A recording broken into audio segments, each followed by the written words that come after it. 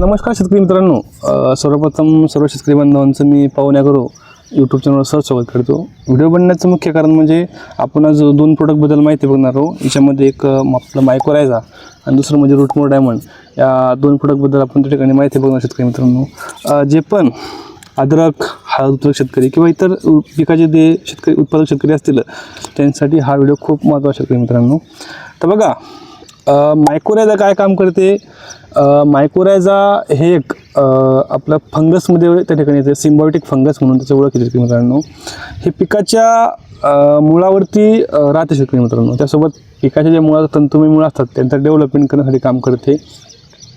आणि जमिनीमध्ये जे पण खतं पडलेलं हे खताला चांगल्या प्रकारे आपटेक करण्याचं काम हे मायकोरायझा करू शकते. जितकं जास्ती मुळाचं जाळं चांगल्या प्रकारे राहील तितका तुमचा प्लॉट पण चांगला राहील आणि निरोगी प्लॉट राहील. आणि प्लॉटमध्ये रोगप्रतिकारक क्षमता चांगल्या प्रकारे, कारण की जितक्या मुळा जास्ती असतील तितकं अन्नग्रहण करण्याची पिकामध्ये झाडामध्ये ताकद म्हणजे जास्त अन्नग्रहण करते.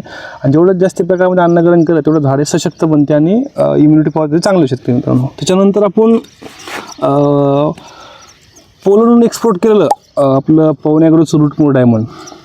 या रूटमोर डायमंडचं खासियत अशी शेतकरी मित्रांनो की याचे जे नॅनो पार्टिकल येतं हे अतिशय बारीक पार्टिकल आहे. आणि तुम्ही पाण्यामध्ये टाकल्यानंतर बाकीचं जे हुमिक आणि हुमिकमध्ये खूप फरक शेतकरी टाकल्यानंतर हे संपूर्ण व्यास त्या ठिकाणी पाण्याचा हे व्यापतो शेतकरी मित्रांनो. आणि याचा फायदा असा असतो की हे पांढऱ्या मुळाचं डेव्हलपमेंट चांगल्या प्रकारे करते. त्यासोबत जमीन ही भुसभुशीत ठेवण्याचं काम करते.